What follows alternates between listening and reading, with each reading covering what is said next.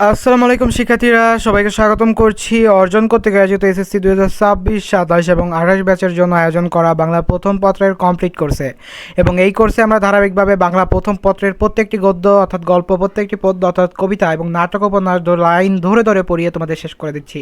এবং সেই ধারাবাহিকতায় আমরা আজকে বাংলার একটি গুরুত্বপূর্ণ গল্প, সেটা হচ্ছে মমতাদি পড়তে যাচ্ছি। এবং মমতাদি সম্পর্কে ভিডিওতে যত কিছু আছে অজানা জানা প্রত্যেকটা জিনিস নিয়ে আজকের ভিডিওতে আলোচনা করা হবে। তো তুমি যদি আমার চ্যানেলে নতুন হয়ে থাকো, আমি আব্দুল মুস্তাকিম বর্তমানে পড়াশোনা করছি খুলনা বিশ্ববিদ্যালয়, এবং আমি আমার চ্যানেলে এইরকমই আসলে এডুকেশনাল জিনিসপত্র দিয়ে একটু পড়াশোনায় সাহায্য করে থাকি। যার ফলে এইরকম ভিডিও পেতে চাইলে অবশ্যই চ্যানেলটিকে সাবস্ক্রাইব করবে, কলের পাশাপাশি বেল আইকনটা অন করে দিও, এবং ফেসবুক পেজ থেকে দেখে থাকলে অবশ্যই পেজটাকে ফলো করে ওইখানে নোটিফিকেশন অন করে দিও। তো চলো আসলে বেশি কথা না বাড়িয়ে ভিডিওটি শুরু করা যাক। মমতাদি, এটা হচ্ছে মানিক বন্দ্যোপাধ্যায়ের লেখা একটি গল্প। তো মানিক বন্দ্যোপাধ্যায় 1908 সালে বিহারের সাঁওতাল পরগনায় জন্মগ্রহণ করেন। তার পিতা প্রবোধ কুমার বন্দ্যোপাধ্যায় প্রতীক বাড়ি মুন্সিগঞ্জের বিক্রমপুর অঞ্চলে মালবদিয়া গ্রাম এবং মায়ের বাড়ি একই অঞ্চলে গাউদিয়া গ্রামে। তিনি মেদিনীপুর জিলা স্কুল থেকে মেট্রিক এবং বাঁকুড়া ওয়েসলিও মিশন কলেজ থেকে আইএসসি পাশ করেন।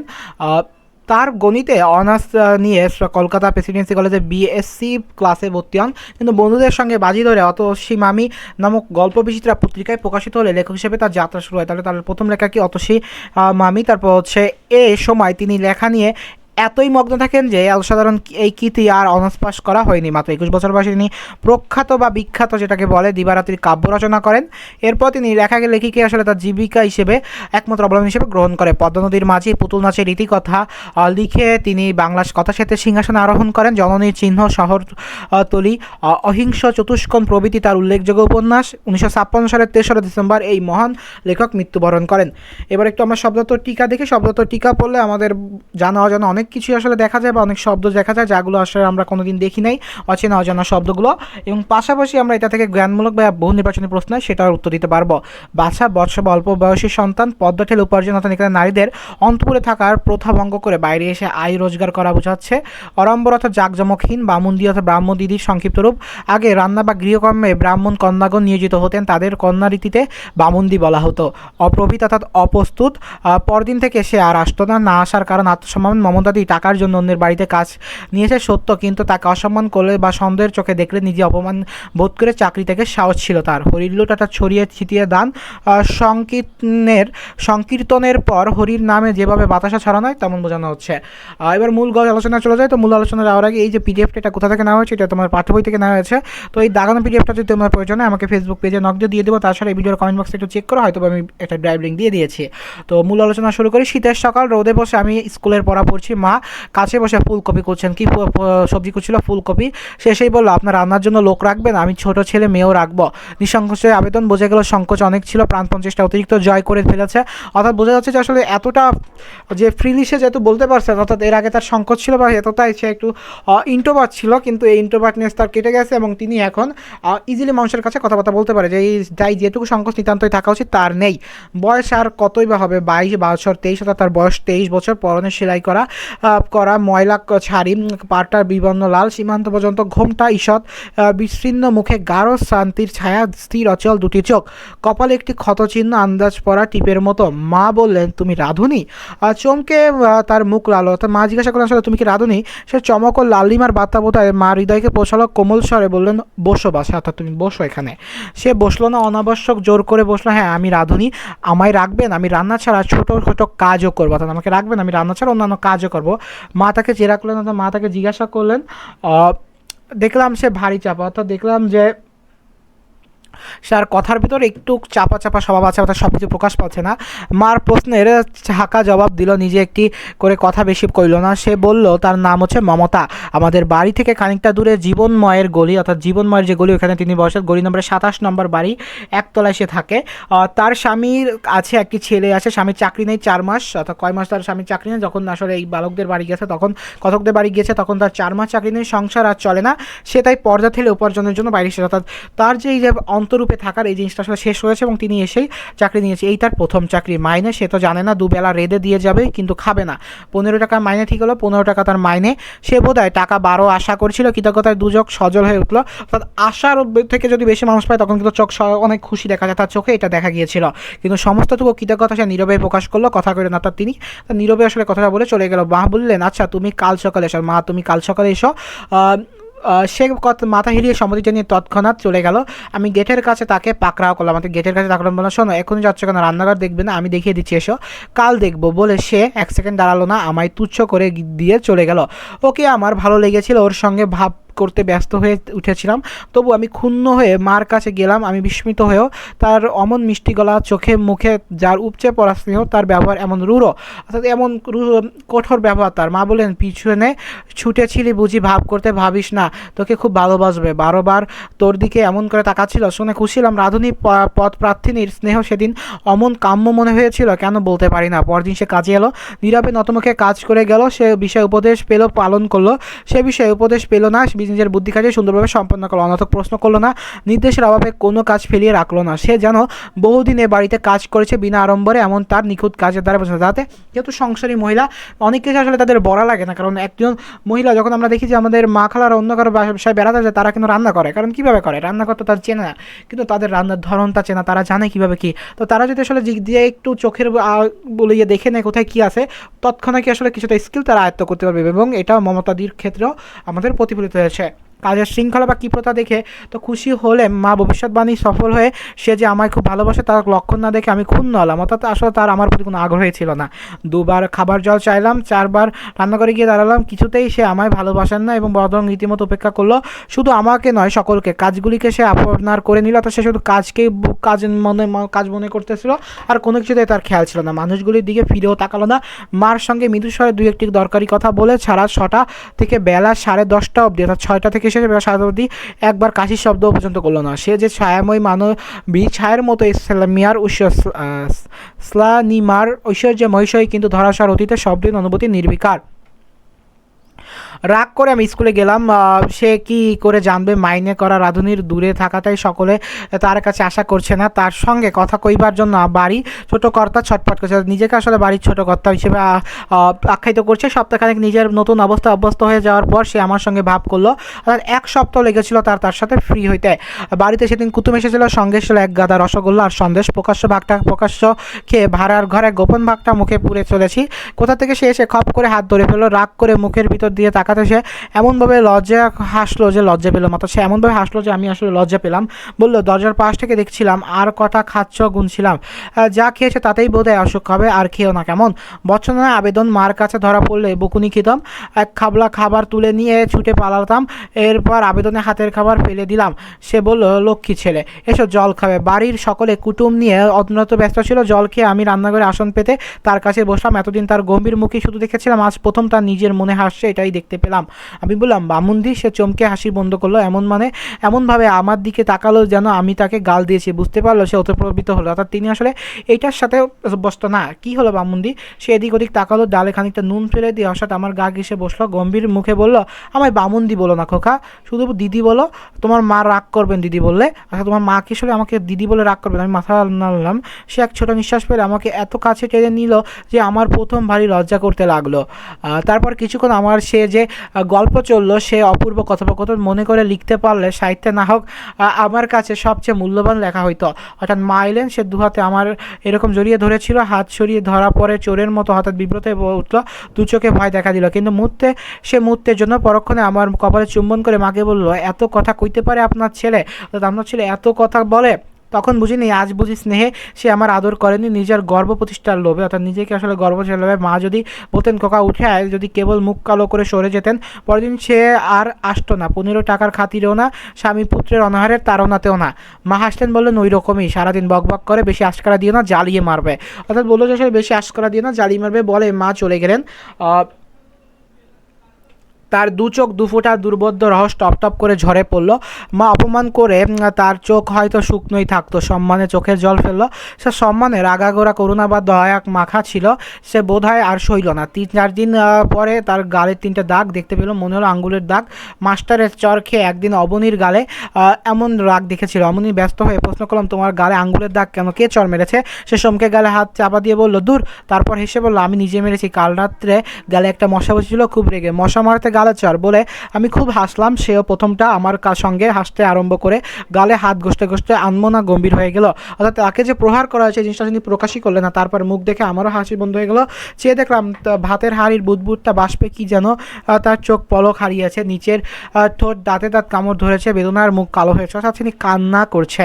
সন্দিগ্ধ হয়ে বললাম, তুমি মিথ্যা বলছো দিদি, তোমার কেউ মেরেছে? সে কাঁদো কাঁদো হয়ে বলল, না ভাই না, সত্যি বলছি না। কে মারবে? এর প্রশ্নের জবাব না খুঁজে আমাকে চুপ করে থাকতে বলো। তখন কি জানি তার গালে চর মারার অধিকার একজন মানুষের 18 আনা আছে, কিন্তু চর যে কেউ একজন মেরেছে সেই বিষয়ে, অর্থাৎ কারো তাকে যে মারার অধিকার কারো আছে সে আসলে তিনি জানতেন না। চর যে কেউ মারেছে এটা সন্দেহ নয়। শুধু দাগ নয়, তার মুখ, চোখের ভাব, তার কথার সুর সমস্ত আমার কাছে ও কথা ঘোষণা করে দিল। অর্থাৎ তার বা মুখেও যদি কথা বলে কিন্তু তার দাগ সব কিছু আসলে এটা প্রকাশ করলো। বিবর্ণ গালে 3টি রক্তবর্ণ দাগ দেখতে আমার মন খারাপ হয়ে গেল। আমি গালে হাত বুলিয়ে দিতে গেলাম, কিন্তু সে আমার হাতটা টেনে নিয়ে বুকে চেপে ধরলো। চুপি চুপি বলল, কারো কাছে যা পাই না তুমি তা দেবে কেন? আমি অবাক হয়ে দেখলাম, কি দিলাম আমি? এ প্রশ্নের জবাবে পেলাম। হঠাৎ সে তরকারি নামাতে ভারী ব্যস্ত হয়ে পড়লো। পিড়িতে বসা মাত্র খোপা খুলে পিঠ বসে একরাশি চুল মেঝে পর্যন্ত ছড়িয়ে পড়লো কি একটা অন্ধকার রহস্যের আড়ালে। সে যেন নিজেকে লুকিয়ে ফেললো। রহস্য বই কি? গালে চরের দাগ, চিরদিন ধৈর্যময় শান্ত ব্যাকুল কাতরতা, ফিসফিস করে ছোট ছেলেকে শোনানো, কারো কাছে যা পাই না তা তুমি দেবে কেন? বুদ্ধির পরিমাণের তুলনায় এর চেয়ে বড় রহস্য আমার জীবনে কখনো দেখা যায়নি। ভেবেচিন্তে আমি তার চুলগুলো নিয়ে বেনি পাকাবার চেষ্টা আরম্ভ করে দিলাম। আমার আশা পূর্ণ হলো। সে মুখ ফিরেবার জন্য হেসে রহস্যের গমটা খুলে সহজ মানুষ হয়ে গেল। বিকেলে আমি জিজ্ঞাসা করলাম, আচ্ছা তোমার বরের চাকরিটা হলে তুমি কি করবে? তুমি কি করতে বলো? হরির লুট দেবো না তোমায় সন্দেশ খাওয়াবো? ধ্যাত, তা বলছি না। তোমার বরের চাকরিটা নেই বলে আমাদের বাড়ি কাজ করছো, তা না হলে চাকরি করবে না? সে আসলো, করবো, এখন করছি। যে তোমার বরের চাকরিটা হয়েছে বলে সে গম্ভীর হয়ে গেল। আর স্বামীর চাকরি নেই বলে ভদ্রলোকের মেয়ে কষ্টে পড়েছে। পাড়া মহিলাদের কাছে মার এই মন্তব্য শুনে মমতাদির বরের চাকরির জন্য আমি দুশ্চিন্তাগ্রস্ত হয়ে উঠেছিলাম। তার চাকরি হয়েছে শুনে পুলঙ্কিত হয়ে মাকে সংবাদটা শুনিয়ে দিলাম। মা তাকে ডেকে পাঠালেন। তোমার স্বামীর চাকরি হয়েছে? সে স্বীকার করলো হয়েছে। বেশি দিন নয়, ইংরেজি মাসের 1 থেকে। মা বললেন, অন্য লোক ঠিক করে দিতে পারছো না বলে তুমি কাজ ছেড়ে দিতে ইস্তস্তত করছো? তুমি কোনো দরকার নেই, আমি তোমার আটকে রাখবো না। তোমার কষ্ট দূর হয়েছে তাতে আমার খুব সুখী। অর্থাৎ আমি যে তোমার কষ্টে দূর হয়েছে আমি সুখী। আমার অন্য লোক দেওয়ার দরকার নেই। তুমি ইচ্ছে করলে এই বেলায় কাজ ছেড়ে দিতে পারো, অসুবিধা নেই। অর্থাৎ বললো যে তুমি যদি চাও তুমি এই বেলায় কাজ ছেড়ে দিতে পারো, ও কোনো অসুবিধা নেই। আমি আসলে সংসারী কাজে অভ্যস্ত এবং আমি এটা করতে পারবো। তার চোখে জল এলো। সে বলল, আমি কাজ করবো। মা বললেন, আমি চাকরি হয়েছে তবুও? সে বললো, সামান্য চাকরি, তাতে কুলাবে না? আমার ছাড়বেন না? আমার কাজ কি ভালো হচ্ছে না? মা ব্যস্ত হয়ে বললেন, অমন কথা আর তোমার শত্রুতেও বলতে পারবো না মা। সেই জন্য নয়, তোমার কথা ভেবেই আমি বলেছিলাম। তোমার উপর মায়া বসেছে, তুমি চলে গেলে আমাদেরও কি ভালো লাগবে? এরকম পালিয়ে গেলে আমি তার কি পিছু নিলাম। রান্নাঘরে ঢুকে দেখলাম সে কাঁদছে। আমায় চোখ মুছলো। আচমকা বলল, মিথ্যা বললে কি হয় খোকা? মিথ্যা বললে কি হয় জানতাম। বললাম, পাপ হয়। গুরু নিন্দা বাঁচতে মিথ্যা বললে এটা জানতাম না। গুরু নিন্দা পাপ, মিথ্যা বলা মহাপাপ।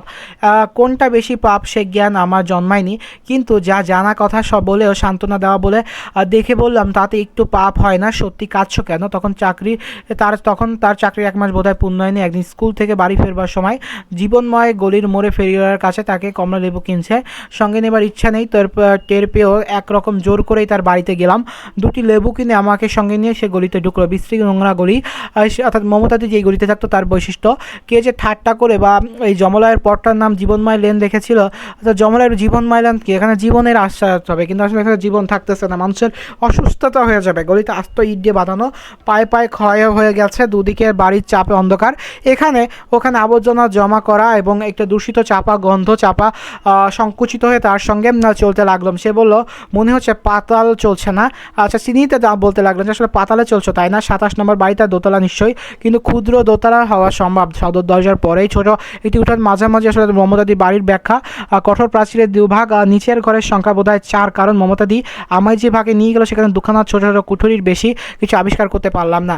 ঘরের সামনে 2 হাত চওড়া একটু রোয়াক আছে। তার রোয়াকতার দরজা, এক পাশ দিয়ে 1 সিট করগেট এবং আয়রনের ছাদ। চটের বেড়ার অস্থায়ী রান্নাঘর। চটগুলো কয়লার ধোয়ার কয়লার বন্ধ গিয়েছে। সে আমাকে শোবার ঘরে নিয়ে গিয়ে টুল বসালো। ঘরে 2টি জানালা আছে, সম্ভবত সেই কারণে শোবার ঘর করে অন্য ঘর খানার চেয়ে বেশি মান দেওয়া হয়েছে। কিন্তু জানালা দুটির এমনই অবস্থান যে আলো যদিও কিছু কিছু আসে, বাতাসের আসা যাওয়া একেবারে অসম্ভব। সুতরাং পক্ষপাতিত্বে সে খুব জোরালো কারণ ছিল বলা যায় না। সংসারের সমস্ত জিনিসই প্রায় এ ঘরে ঠাঁই পেয়েছে, সব কম দামি শ্রীহীন জিনিস। শ্রীহীনতার জন্য সযত্নে গুছিয়ে রাখা সত্ত্বেও মনে হচ্ছে বিশৃঙ্খলতার অন্ত নেই। এক পাশ বড় চৌকি, তাতে গুটানো মলিন বিছানা, চৌকির তলে একটা চরকা আর ভাঙা বেতের বাস্কেট চোখে পড়ে। অন্তরালে হয়তো আরও জিনিস আছে ঘরের এক কোণে। পাশাপাশি রক্ষিত দুটি ট্রাঙ্ক, দুটি রং চটে গেছে, একটি তালা ভাঙা। অন্য কোণে কয়েকটা মাজা বাসন, বাসনের ঠিক উত্তর দিয়ে কোনাকুনি টাঙানো দড়িতে খান কয়েক কাপড়। এই দুই কোণের মাঝামাঝি দেওয়ালে ঘেঁষে পাতা একটি ভাঙা টেবিল, আগগোড়া দড়ির ব্যান্ডেজের জোড়া কোনো মতে দাঁড়িয়ে আছে, অর্থাৎ এগুলো তার বাড়ির আসবাবপত্র বৈশিষ্ট্য। টেবিলে কয়েকটা বই খাতা, অল্প দামি টাইম পিচ, ওষুধের শিশি, একটি মেরামত করা আরসি, কয়েকটা ভাঁজ করা সংবাদপত্র, এইসব টুকিটাকি জিনিস। টেবিলের ঊর্ধ্বে দেওয়ালের গর্তের থাকে কতগুলো বই। ঘরে একটা জিনিস ছিল, একটি বছর পাঁচেকের ছেলে চৌকিতে শুধু মাদুরের উপরে উপর হয়ে শুয়ে ঘুমিয়েছিল। মমতির ঘরে ঢুকে ব্যস্ত হলো, ছেলেটির গায়ে হাত দিল, তারপর গুটিন্ন বিছানায় ভেতর তাকে লেপ দিয়ে বালিশ টেনে বার করলো। সন্তপন্ন ছেলেটি মাথার তলে বালিশ দিয়ে লেপ দিয়ে কাঁধ দিয়ে ঢেকে নিল। বলল, কাল সারা পেটের ব্যথায় নিজেও ঘুমায়নি, আমাকে ঘুমাতে দেয়নি। উনি তো রাগ করে, কই তুমি লেবু খেলে না? আমি একটা লেবু খেলাম। সে চুপ করে খাওয়া দেখে বলল, মুড়ি ছাড়া ঘরে কিছু নেই, দোকানের বিষও দেবো না, একটা লেবু খাওয়াতে তোমাকে ডেকে আনলাম। আমি বললাম, আর একটা লেবু খাবো দিদি। সে এসে বলল, কৃতার্থ হলাম, সব যদি তোমার মতো ভালোবাসত। ঘরে আলো বাতাস দীনতা ছিল। খানিক পরে সে আমার বাইরে রোয়াকে মাদুর পেতে বসালো, কথা বলার সঙ্গে সংসারে কয়েকটা কাজও করে নিল। ঘর ঝাট, কড়াই মাজলো, পানি তুললো, তারপর মশলা বাটলো। হঠাৎ বলল, তুমি এবার বাড়ি যাও, তোমার খিদে পেয়েছে। অর্থাৎ এটা দ্বারা প্রকাশ পেয়েছে যে তার মা হয়তো বা তাকে রাগ করতে পারতো যে সে কেন ওই বাড়ি থেকে খেয়ে এসে, দ্বিতীয়ত অনেক দেরি হয়ে গেছে, যার কারণে তার মা হয়তো বা তাকে খুঁজতে পারতো। এবার আমরা একটু পাঠ পরিচিতিতে পড়ি। পাঠ পরিচিতি পড়লে আসলে সকল ধ্যান ধারণা বা সকল কথাবার্তা ক্লিয়ার হয়ে যাবে।